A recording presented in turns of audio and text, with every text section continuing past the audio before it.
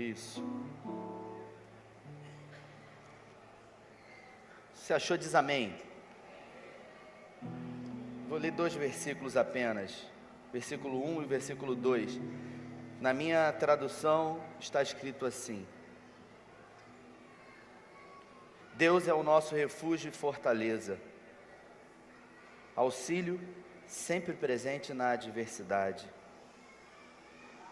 Por isso não temeremos, ainda que a terra trema e os montes afundem no coração do mar, ainda que estrondem as suas águas turbulentas e os montes sejam sacudidos. Vamos ler todos juntos os versículos 1, 2 e 3. Coloca no 1 de novo, por favor. Vamos ler todos juntos bem forte. 1, 2 e 3.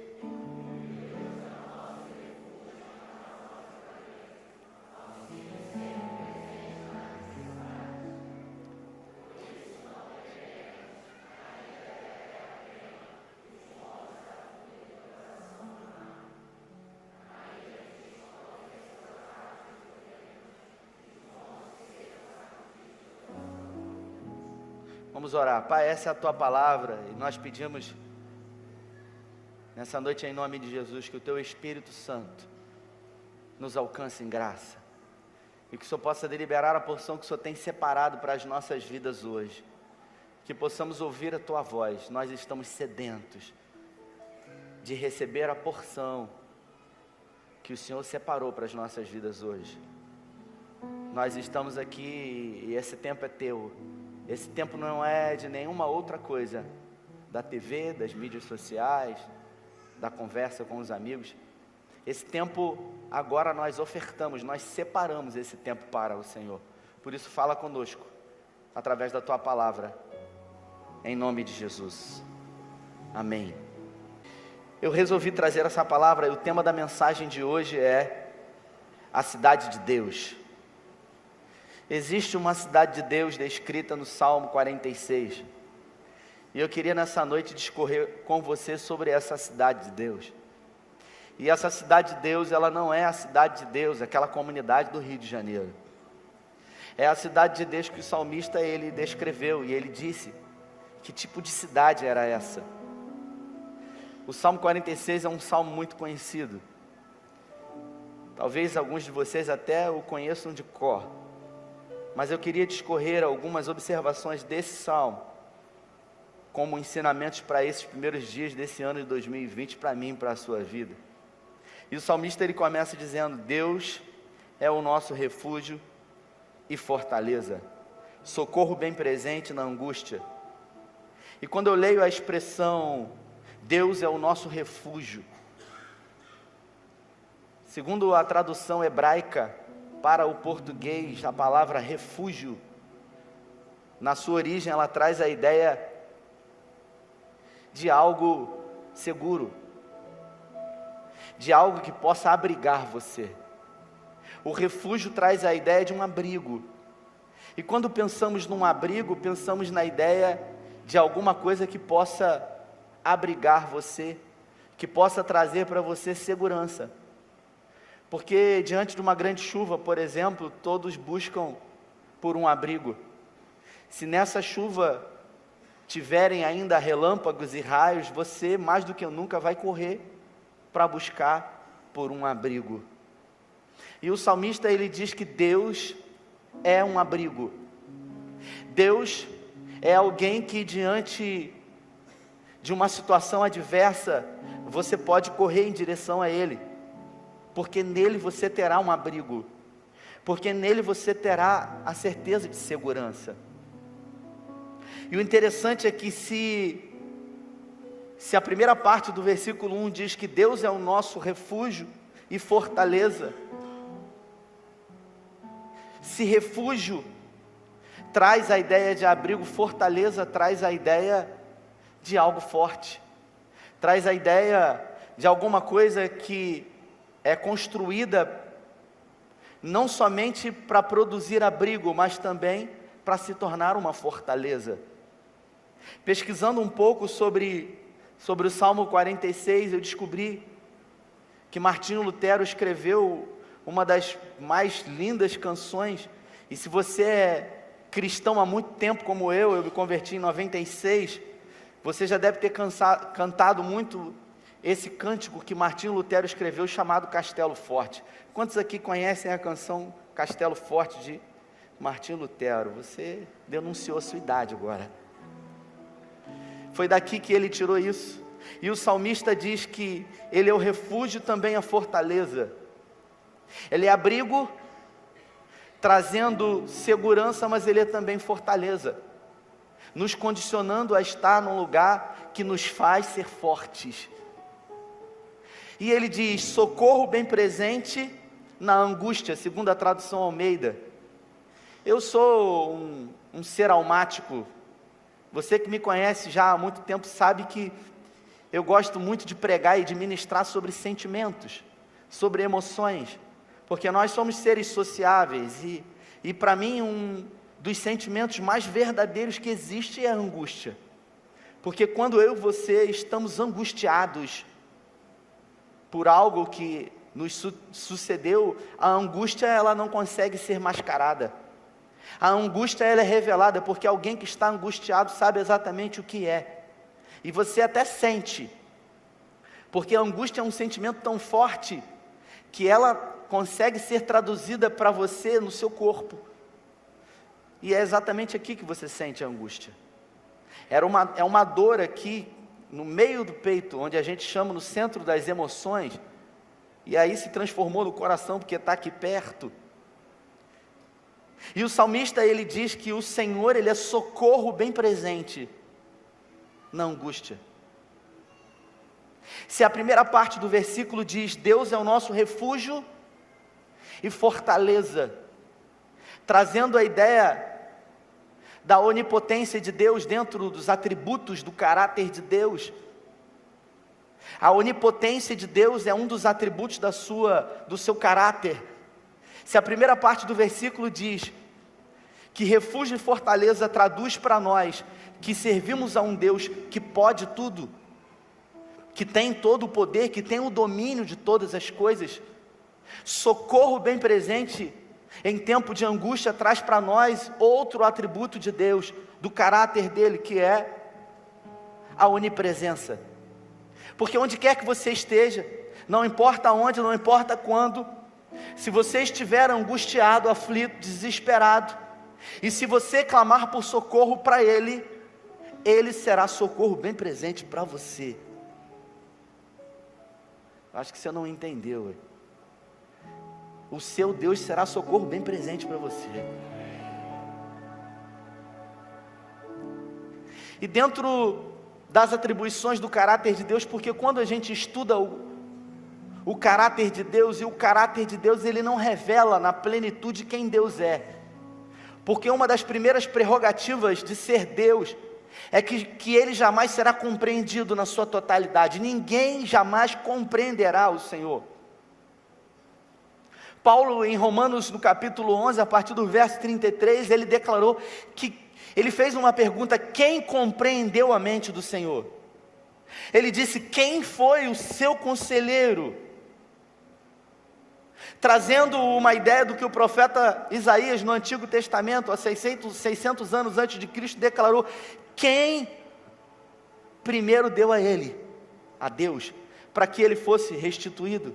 E ele declara: porque por meio dele, e para ele, e por ele, são todas as coisas. Dentro das atribuições do caráter de Deus estão o caráter de Deus ele é dividido em duas maneiras, de duas formas.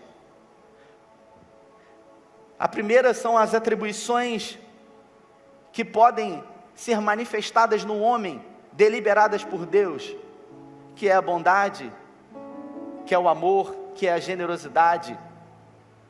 E existem as atribuições que não são compartilhadas com o homem, como por exemplo,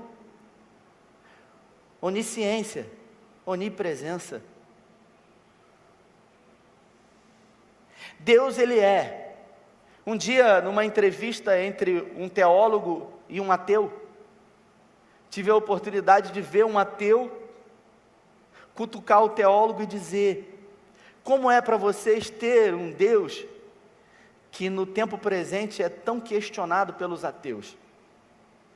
O teólogo disse: os ateus, eles sobrevivem hoje de falarem daquilo que eles mesmos dizem que não existe. E um dos filósofos brasileiros, esse ateu chamado Pondé, sobrenome dele, Luiz Felipe Pondé, e ele disse: como é para você lidar com isso? Para um pastor, ele disse: eu lido tranquilamente porque Deus não existe. E quando o pastor disse: Deus não existe, o ateu disse: mas espera aí, o ateu aqui sou eu. E o pastor disse: Deus não existe, porque Ele é. Porque a existência limita a grandeza de Deus, e Deus, Ele não está para nenhum enquadramento que possa ser colocado pelo homem. Deus, Ele é muito mais do que aquilo que possamos compreender. Por isso, jamais você vai compreender os desígnios de Deus para a sua vida. E é exatamente por isso que a gente sofre. Porque em parte nós conhecemos, e Paulo fala sobre isso. Porque pense comigo, se Deus fosse revelar para você tudo aquilo que Ele tem como propósito para a sua vida, se ao estar com você, Deus declarasse para você tudo o que iria acontecer na sua vida, primeiro que você não ia suportar, porque a Bíblia fala que basta a cada dia o seu mal. Por isso Deus, Ele resolve revelar para mim e para você em doses homeopáticas aquilo que Ele deseja. E Ele simplesmente diz para nós aquilo que nós precisamos saber, que Ele é refúgio e fortaleza, e que Ele é socorro bem presente no tempo de tribulação e de angústia. E se o versículo ele segue dizendo, do capítulo 46, que Ele é socorro bem presente, no versículo 2 ele diz: pelo que não temeremos. E ele declara: pelo que não temeremos, ainda que a terra se mude, ainda que os montes se transportem para o meio dos mares. Escute isso. O salmista aqui, ele resolveu escolher uma coisa muito sólida, uma coisa que aos olhos dele era inabalável, para dizer que ainda que algo aos seus olhos que jamais poderia ser mudado, ainda que isso que é uma grande segurança para você, ainda que isso se abale, ele diz: pelo que não temeremos. Ainda que as circunstâncias sejam contrárias na sua vida, ainda que tudo aquilo que você tinha como certeza, hoje você não tem mais, o salmista diz que ainda assim você não deve temer. E eu trouxe a tradução da Bíblia, a Mensagem do Homem, que diz: por isso não temeremos. E eu já tive algumas vezes a oportunidade de ministrar aqui sobre o medo. E eu quero que você saiba que o medo, ele não provém de Deus. O medo, ele foi apresentado na história da humanidade, em Gênesis no capítulo 3, no versículo 10. Porque o medo, ele entrou no homem depois da entrada do pecado. Isso quer dizer que o medo, ele é oriundo do pecado. Quando Adão e Eva haviam comido do fruto proibido, Deus, ele como todos os dias, passeava no jardim no fim da tarde. Naquele dia não foi diferente, e ele chamou por Adão, e a Bíblia fala que Adão se escondeu. Como alguém poderia se esconder de Deus? Mas Adão ainda assim se escondeu. E Deus questionou Adão: Adão, você estava onde? Eu te chamei. E no versículo 10 Adão diz para ele: eu ouvi a tua voz e eu tive medo. Diga: medo. O medo, ele é oriundo do pecado. O medo, ele não vem de Deus. E o medo, ele provoca paralisia. O medo, ele provoca destruição de sonhos. O medo, ele provoca dor. Ele provoca aprisionamento. O medo, ele faz com que tudo aquilo que é uma certeza para você seja colocado em xeque, se transforme em uma dúvida. Lembro-me de uma mensagem que ministrei aqui, eu acho que no meio do ano, que eu disse que nós somos tendenciosos a acreditar na mentira, em detrimento da verdade. Deus disse para Adão e Eva que se eles comessem do fruto da árvore, que eles morreriam. A serpente chegou e disse: foi isso mesmo que Deus disse? Que se comerdes desse fruto morrereis? E a serpente então resolve agora contar uma mentira: certamente não morrereis, porque se comerdes serei como deuses. E o homem ali, ele resolve acreditar na mentira, ele resolve se tornar escravo agora. 2 Pedro diz: aquilo que domina o homem, do tal ele se torna servo. Nós somos servos, nós somos escravos daquilo que nos domina.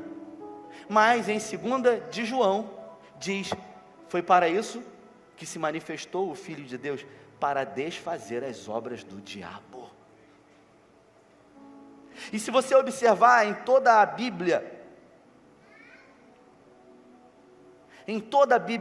os grandes homens e mulheres de Deus, eles tiveram um grande desafio, que foi o medo.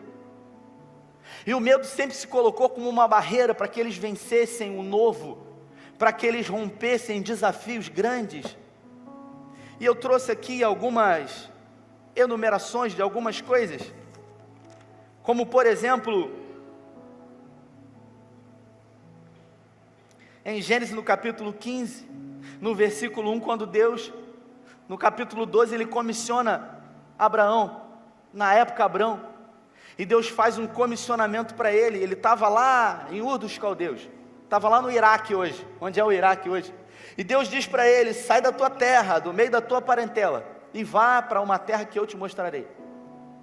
E no capítulo 15, provavelmente, Deus observa o coração de Abraão e vê medo nele, porque Deus declara para Abraão: não temas, Abraão, porque eu sou o seu escudo, o seu galardão será sobremaneira grande. Quando Deus declara uma promessa para Abraão, Deus fala para ele não temer, porque ele seria com ele e seria o escudo dele. Abraão teve medo, e Deus resolve levantar um povo que se chama pelo teu nome, através de um homem, o patriarca Abraão, o pai da fé, o amigo de Deus. E esse homem, ele é dotado de medo, como eu e você. E se você observar no capítulo 26, no versículo 24, não é diferente com a descendência de Abraão, porque Isaac teve medo. E Deus se apresenta para Isaac dizendo: eu sou o Deus do seu pai, o Deus do seu pai Abraão, não temas, porque eu sou contigo, te abençoarei e multiplicarei a tua descendência por amor ao teu pai. Quando eu li isso aqui, eu me perguntei por que Deus pediu para Abraão e Isaac não terem medo. Por um simples motivo: porque eles estavam cheios de medo. Porque Deus deu uma palavra, repita comigo: Deus deu uma palavra, mas Deus não contou a história toda, porque é assim. Deus, ele não abre tudo que ele vai fazer, ele nem precisa, porque isso está dentro dos atributos de Deus. Um dos atributos dele é a soberania. Deus, ele é soberano. E o que é a soberania? Deus, ele faz o que quer, quando quer, com quem quer, do jeito que quer, a hora que quer, na forma que quer e bem entende. Esse é o nosso Deus.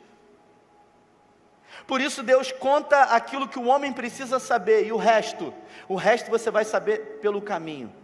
E se eu passar pelo vale, como diz a canção, e se eu passar pelo vale, ele vai ser teu escudo. E se eu viver um tempo de angústia, ele é socorro bem presente para você, ele é fortaleza para você. Mas eu preciso saber o que acontece, o que vai acontecer. Eu preciso saber as cenas dos próximos capítulos. Quem é mais velho aqui, na época que você era fanático em novela, tinha isso, né? Aparecia no final, cenas dos próximos capítulos. Para que isso? Para prender você, né? Aí você ficava lá, vai acontecer isso.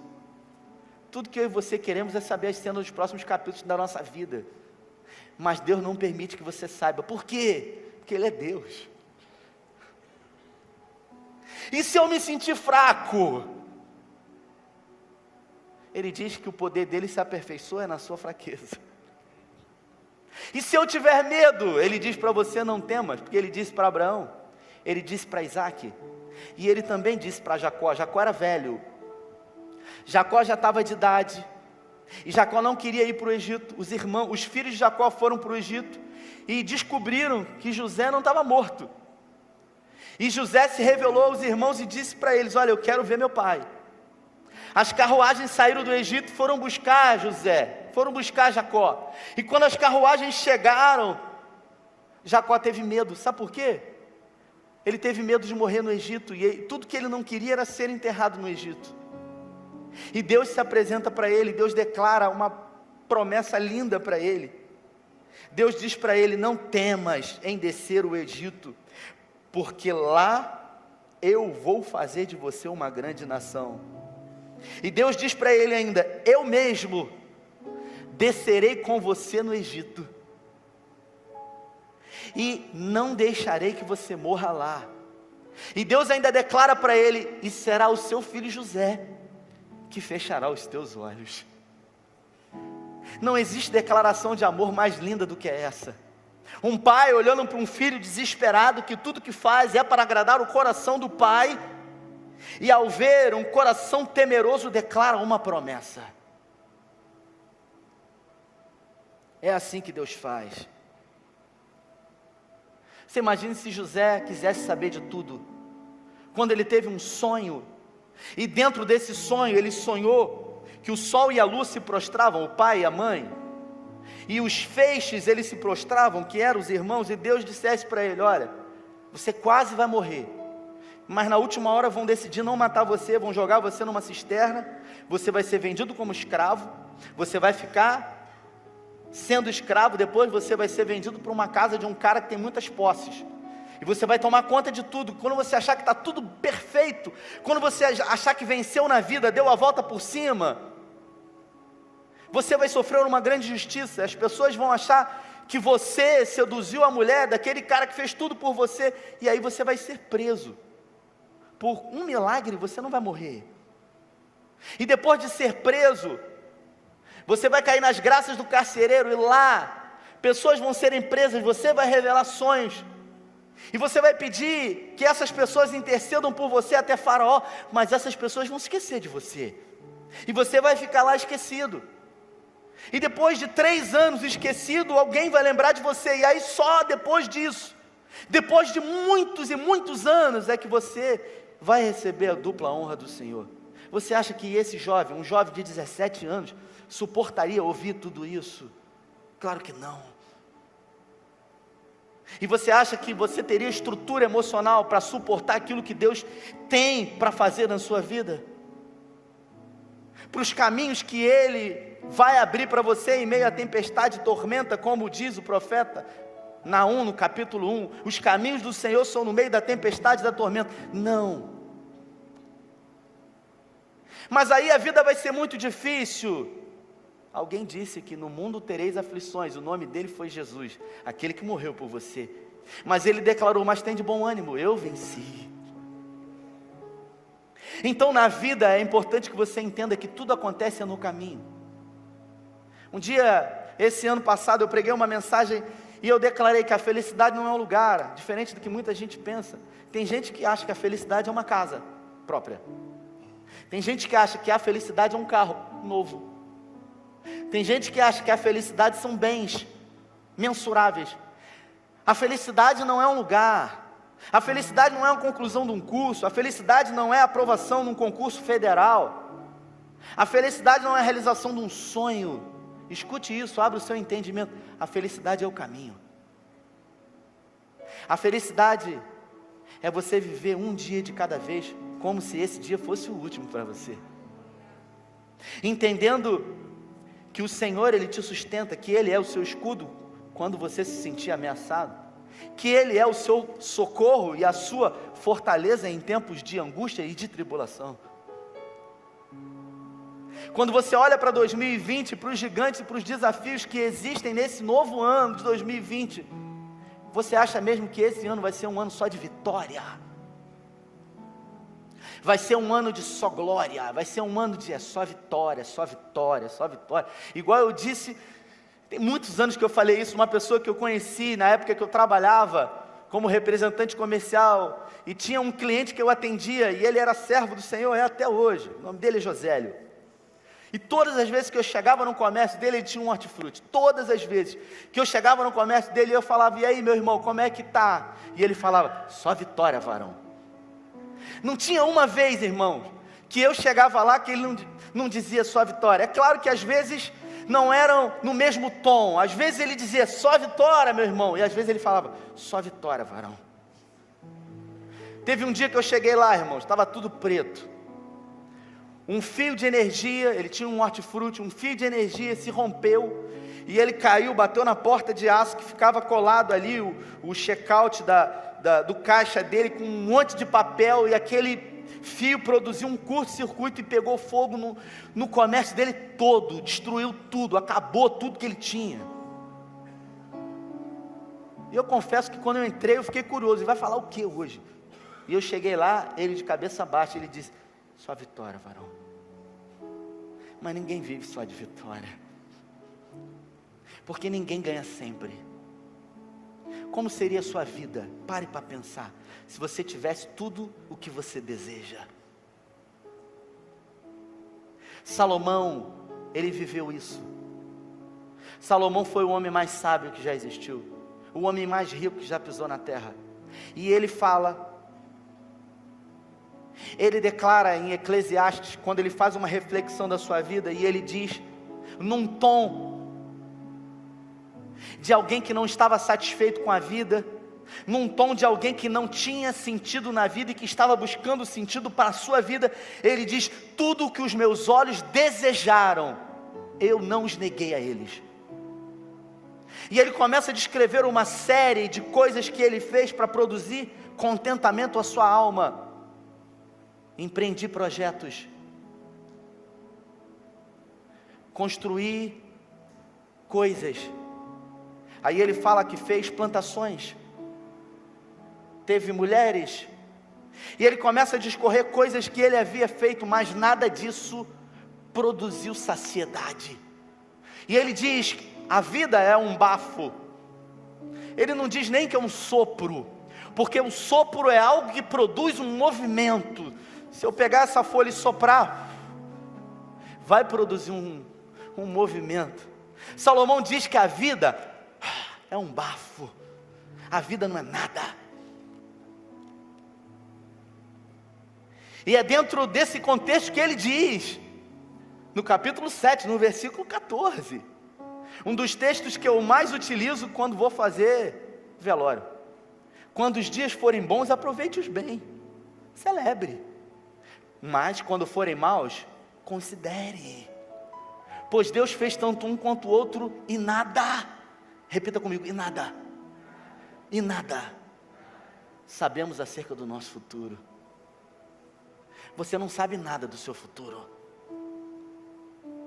Tudo que você e eu desejamos é controlar o futuro, mas nós jamais teremos controle sobre ele, porque isso está nas mãos do Senhor. Uma coisa eu e você podemos e devemos fazer, que é confiar e depender totalmente dEle. E se eu tiver medo? E se Deus me comissionar para uma grande obra, e ainda assim eu tiver medo? Ótimo, Josué no capítulo 1, Moisés morreu, o maior líder que já existiu. A Bíblia fala que quando Deus falava com Moisés, ele falava como alguém fala com um amigo. Eu e João conversando, um amigo falando para o outro. Que intimidade é essa? Que João chega perto de mim, irmãos. Às vezes estou eu no gabinete, ele chega perto de mim, apertando minhas gordurinhas aqui. Que intimidade é essa que Moisés tinha com o Senhor, como alguém fala com um amigo? Moisés havia morrido e a obra não parava. Deus havia de cumprir uma grande promessa feita ao seu povo, que precisava conquistar a terra. O povo precisava conquistar a terra. E a Bíblia fala que Deus se apresenta para Moisés, para Josué, e diz para ele: Moisés é morto, agora é com você. Pensa, com todo o respeito da palavra, mas pensa num cara medroso. Eu ia falar cagão, mas não vou usar essa expressão aqui na igreja. Pensa num cara medroso. Pensa num cara medroso, cara. Josué. Você sabe quantas vezes Deus falou para ele: não temas, não temas, não temas, não temas. No capítulo 1, a primeira coisa que Deus se apresenta para ele, quando ele ouça: meu servo, aquela voz grossa, né? Ele já estava se tremendo todo. E Deus fala para ele, no capítulo 1, no versículo 9: não temas, seja forte e corajoso, não se apavore. Ele não estava com medo, ele estava apavorado. E Josué era um general, Moisés foi um grande líder. Escute isso, eu disse isso numa das minhas mensagens. A Bíblia, quando faz menção a Moisés, diz que ele era um homem, alguém sabe? Um homem, não é amigo de Deus, ele era um homem manso. Moisés era manso. Agora pensa comigo, você que tem um marido manso, não pode sentar no volante, parece que manifesta um demônio nele. Meu Deus do céu, cara. Tem gente que é assim, cara. Bota a mão no volante, um doce de pessoa, né? Um doce, pessoa meiga, carinhosa, agradávelíssima, pessoa que todo mundo gosta de estar perto. Sentou no volante, um demônio desce, uma entidade, né, cara? Se transforma. Vou nem pedir para você. Um dia desse eu viajei com o irmão, está aqui, tem que falar, irmão, me perdoe. Eu falei para ele: querido, o Espírito Santo está lá atrás. É 110 aqui, irmão. Andar 140, o Espírito Santo fala: é por tua conta e risco. Ah, desculpa, pastor, é porque a gente está com hora. Eu falei: não, filho, com hora ou sem hora, a gente só vai com o Espírito Santo. Quando você andar mais de 110 agora, você vai lembrar: o Espírito Santo não está mais aqui. Aí você vai tirar o pé: volta, Espírito Santo, meu Deus. A tua consciência te condena. E Deus fala para Josué: seja forte e corajoso, não se apavore, nem desanime, pois o Senhor, o seu Deus, está com você por onde quer que andar. E é interessante que todas as vezes na Bíblia, eu procurei saber, todas as vezes que Deus declara essa frase: não temas, depois de declarar essa frase, Ele declara uma promessa.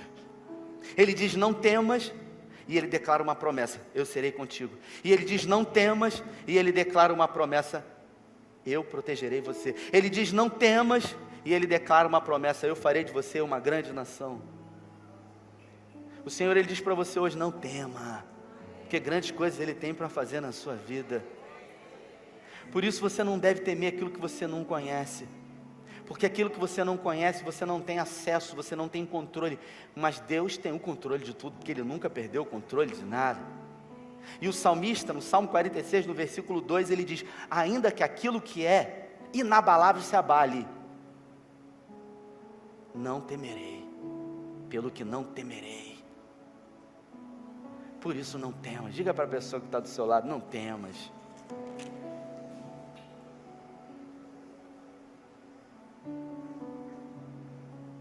E no versículo 4 ele diz: há um rio cujas correntes alegram a cidade de Deus, o santuário das moradas do Altíssimo. Quando eu li essa expressão, há um rio cujas correntes alegram a cidade de Deus, e eu li essa expressão, cidade de Deus, e eu disse: que cidade é essa? Que lugar é esse? O salmista, ele diz que há um lugar chamado cidade de Deus, e ele diz que nesse lugar nós podemos fazer habitação. A cidade de Deus não é um lugar físico, não é um lugar geográfico, não é um lugar constituído de paredes, de edificações. A cidade de Deus é um lugar que só é possível acessá-lo através de uma tomada de consciência. Quando eu tomo consciência de quem Deus é, de quem eu sou e do que tudo Ele produz na minha vida. Eu me lembrei agora de algumas semanas, acho que alguns meses, um mês e pouco atrás. Um jovem me procurou, passando por algumas dificuldades. Na verdade, eu havia procurado e houve um distanciamento até que ele me procurou para tomar um café. Eu falei: olha, essa semana eu estou bem pegado, consigo almoçar com você hoje. Estava bem, realmente atarefado, acho que é época de prova. E a gente almoçou junto. E ele está aqui hoje. E eu dei uma direção para ele. Eu falei: você precisa fazer isso. E eu falei para ele: olha, eu não costumo dar direção para as pessoas desse jeito, porque a vida das pessoas é a vida das pessoas, e eu tenho aqui, por atribuição de ser um pastor, um peso na minha fala. Quando eu digo para alguém, faz isso, a pessoa vai fazer. Só que seria leviano da minha parte dizer para as pessoas fazerem aquilo que elas vão colher como consequências, e eu tenho responsabilidade com isso. Só que para essa pessoa eu disse: meu irmão, você precisa fazer isso, você precisa se posicionar. E esse irmão disse: mas envolve muitas coisas. Tem muitas coisas que precisam acontecer para eu fazer isso. Eu falei: meu irmão, não interessa o que precisa acontecer, não interessa se é possível ou impossível, porque isso aí você não pode fazer, mas quando você se posiciona, posicionamentos são chaves que abrem portas nas nossas vidas. Ele foi para casa, chegou para a mulher e falou: ó, já decidi. Em menos de uma semana, coisas improváveis e impossíveis aconteceram na vida daquele homem. Me mandou algumas mensagens chorando, dizendo: cara, eu não mereço. Eu falei: o nome disso é graça. Quando você recebe aquilo que você não merece. E escute o que eu vou dizer para você, você que às vezes vem na igreja, ora e pede, e clama, e espera um milagre da parte de Deus, e de repente o milagre acontece de uma forma surpreendente que você não esperava, e aí muitos dizem para você: caramba, foi uma coincidência. Ei, no reino de Deus não existe coincidência, existe providência de Deus. Para aqueles que esperam em Deus e confiam nele, dependem da providência dele. Para aqueles que não confiam e não acreditam, eles sempre vão jogar com a sorte. Quem brinca com a sorte, dizia Neil Barreto, quem brinca com a sorte quase sempre cruza em algum momento com azar. E esse lugar chamado casa de Deus, cidade de Deus, é um lugar que é acessado por você quando você tem uma tomada de consciência e você entende que Deus é soberano, que Ele é poderoso, que Ele tem um controle de todas as coisas, e que basta uma palavra dEle, tudo muda na sua vida, tudo se transforma. Ele pode trazer à existência o que não existe. Ele declara o haja, e tudo acontece. Ele diz: haja luz, e o que era trevas se transforma em luz. Ele dá ordem ao caos. Ele é aquele que acalma a tempestade. Ele é aquele que as pessoas dizem: quem é esse que até o mar Ele manda: aquieta-te. Ele é o seu Deus, Ele é o seu Pai, Ele é aquele que projetou, idealizou um plano de salvação para a sua vida desde a fundação do mundo. Escute o que eu vou dizer para você: salvar o homem não foi o plano A de Deus. O plano A de Deus não foi que o homem se perdesse, mas Deus já tinha um controle de tudo, porque Ele nunca é pego de surpresa. Deus nunca chega atrasado.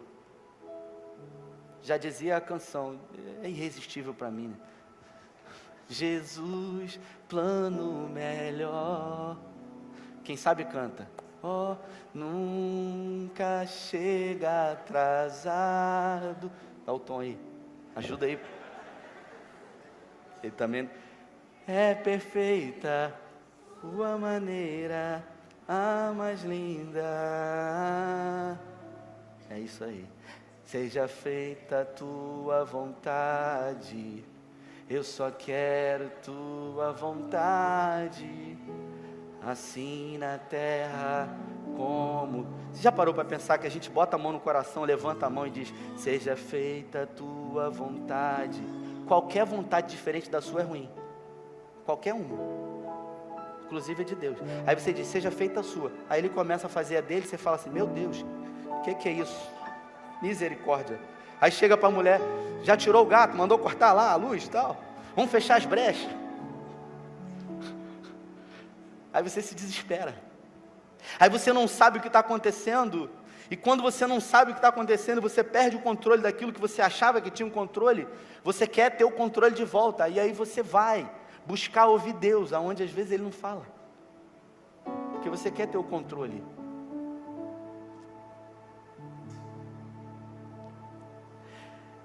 A cidade de Deus é um lugar não geográfico, e eu quero dizer para você que a cidade de Deus, ela se encontra aqui agora. É uma tomada de consciência de que Deus, Ele pode todas as coisas, Ele tem um controle de todas as coisas, e todas as coisas nele estão disponíveis a mim. 1 Coríntios, um versículo que eu acho que você já até decorou, que diz: para todas quanto forem as promessas de Deus em Cristo, eu tenho sim um amém. Eu queria que se pudesse colocar no telão Salmo 23, pode colocar no telão Salmo 23 aqui?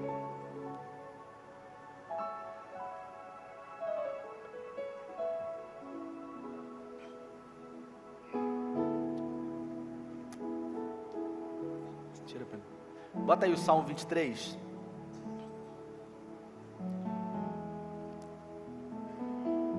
Diz assim: o Senhor é o meu pastor, de nada terei falta. Pode colocar. Em verdes pastagens me faz repousar,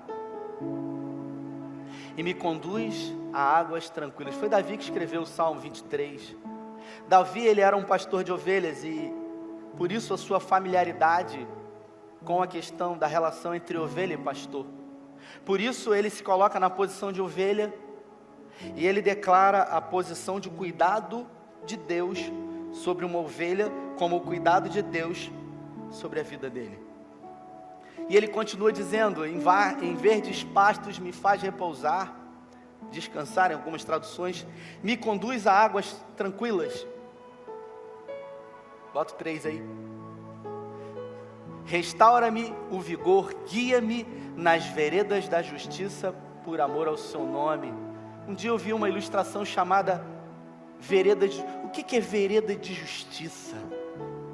Veredas de justiça são os caminhos do Senhor. Isso quer dizer que você tem que andar nas veredas da justiça. Existem balizas que proporcionam segurança, limites para você. E Deus declara para você, assim como um pastor diz para as ovelhas, Ele diz o seguinte: você está vendo aquele rio lá, você não pode atravessar aquele rio. Até aquele rio você pode ficar. Você pode ficar. Você está vendo aquela árvore lá? Até aquela árvore você pode ir. Depois daquela árvore, eu estou aqui, eu não vou conseguir ver você. Se tiver algum perigo, eu não vou ter como socorrer você. Se você decidir entrar por um caminho de pecado, o amor de Deus por você é tão grande ao ponto de permitir que você morra. Eu não sei se você sabe disso, mas o amor de Deus é tão grande por você que Ele é capaz de deixar você ir para o inferno, se você assim escolher. Isso é amor, porque o amor de Deus, ele não é um amor humano. O amor humano é um amor egoísta, é um amor que aprisiona. E Ele continua dizendo no versículo 4: mesmo quando eu andar por um vale de trevas e morte, não... Diga bem forte: não o perigo algum, pois tu estás comigo, a tua vara e o teu cajado me protegem ou me consolam. Versículo 5: preparas um banquete para mim à vista dos meus inimigos. Escuta o que eu vou te falar aqui. Você acha que Davi escreveu isso aqui para quando? Que tempo da vida dele? Quando eu estiver no céu, Deus vai preparar uma mesa na presença dos meus inimigos. Ei, no céu não tem inimigo não. No céu não tem inimigo não. Os inimigos são aqui. Então a honra do Senhor que foi declarada no Salmo 23 é para esse tempo presente na sua vida. Não é para o céu, é agora. Deus vai abençoar você agora. E Ele diz: tu me honras ungindo a minha cabeça com óleo e me fazendo transbordar o meu cálice. Acabou? Sei que a bondade e a fidelidade me acompanharão todos os dias da minha vida, e voltarei à casa do Senhor enquanto eu viver. Versículo 3 ou 4, ele diz: refrigera a minha alma, segundo a tradução Almeida. O Matthew Henry, na Bíblia de estudos dele, ele diz que quando Davi ele diz refrigera a minha alma, sabe o que ele queria dizer com isso? Não é o Senhor Ele tirar você do lugar que você está e colocar você num lugar seguro, e ali Ele trazer paz e refrigerar sua alma. Não é isso. Quando Davi escreveu refrigera a alma, dentro desse contexto, a ideia que se tinha do Senhor refrigerar a alma é que do lado de fora o bicho vai estar pegando, as circunstâncias elas estão adversas, tudo parece ruir à sua volta, os montes eles se abalaram, mas ainda assim por dentro existe uma paz dentro de você que excede todo o entendimento, porque você tem a certeza de que Deus em Cristo vai conduzir você em vitória, em triunfo, e que nenhum mal vai sucederá, praga nenhuma vai chegar à sua tenda, 1000 cairão ao teu lado, 10.000 à tua direita, mas você não vai ser atingido, porque Ele é o seu pastor e nada vai faltar para você.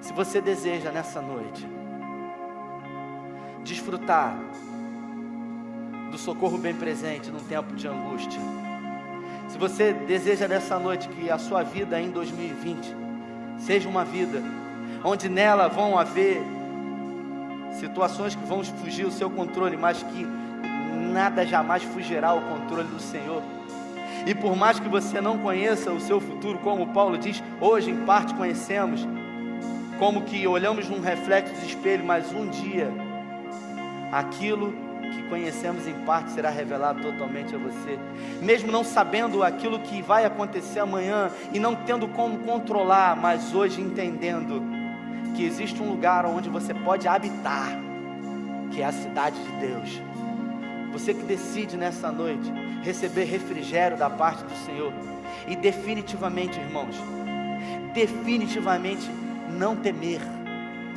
mas não temer por uma palavra declarada de Deus, dizendo para você, ei, 2020 parece ser assustador para você, 2020 parece ser um ano inseguro para você, mas Ele diz, não temas. Eu acordei 6 horas da manhã, 6 e pouquinho hoje, tem um despertador que é uma benção, o Tito acorda cedo e aquela coisa, eu acordei e desci com ele para tomar café, eu ministrei hoje para a liderança isso. Aí eu sentei com ele na mesa, me veio uma palavra no coração que foi o seguinte, uma palavra que eu tenho declarado repetidas vezes, 2020 vai ser o melhor ano da história das nossas vidas. Eu tenho declarado isso, eu tenho me posicionado, e de repente ali, sentado, ouvindo os meus pensamentos, gerou uma dúvida no meu coração, na minha consciência, e essa dúvida ela ecoou dentro de mim dizendo, por que 2020 será o melhor ano da história das nossas vidas? E se ele não for? E se ele for como os outros anos? Eu dizendo para mim, numa conversa,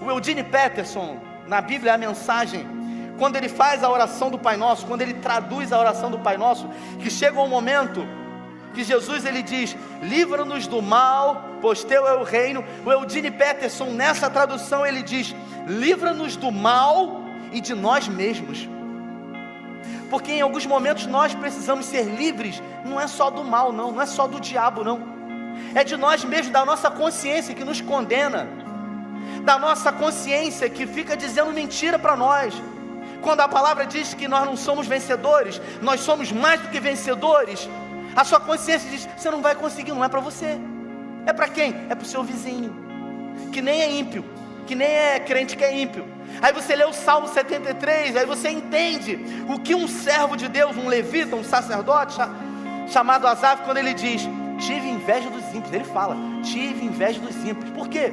Porque eles prosperam, eles enriquecem, eles não adoecem, por um momento, ele diz, no Salmo 73, os meus pés quase escorregaram, eu quase vacilei. Escute o que eu vou dizer, Deus não tem problema quando você entra em crise, quando a sua consciência diz para você que você não vai conseguir, sabe por quê? Ele trouxe você aqui nessa noite para despertar você e para dizer para você quem você é. Então chegou a hora de você acreditar nas verdades de Deus para a sua vida. Você pode todas as coisas naquele que te fortalece. Se coloque de pé e diga, eu posso. Diga com fé, eu posso. Diga com firmeza e convicção, eu posso todas as coisas.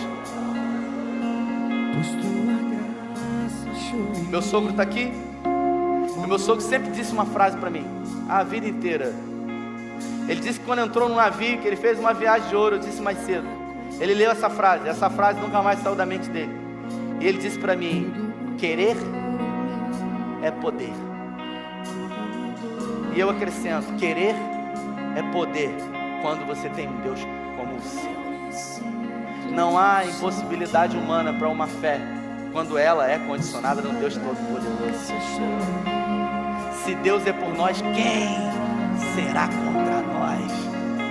Aquele que nem mesmo o seu próprio Filho poupou, antes o entregou por amor a nós, como também não nos dará com Ele todas as coisas?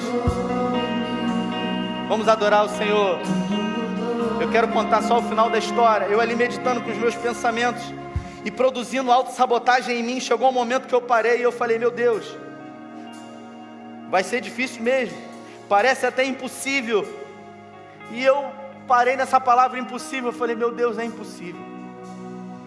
E eu me lembrei do Evangelho de Lucas, no capítulo 1, no versículo 37, quando o anjo apareceu para Maria e falou para ela que ela seria grávida do Messias, e o nome dele seria Emanuel, Jesus, Deus conosco. E quando o anjo disse para ela, ela falou, mas isso é impossível. Eu lembrei na hora, isso é impossível. Ela diz, como podes? Pois eu nunca entrei com um varão, nunca me deitei com um varão. Ela perguntou, como podes? Ei, escute o que eu vou dizer para você, não é como, é quem vai fazer. Não é como, é quem opera. Não é você, é Deus. E no versículo 37 diz, porque para Deus, o anjo dizendo para ela, nada é impossível. Não existe impossibilidade para o seu Deus.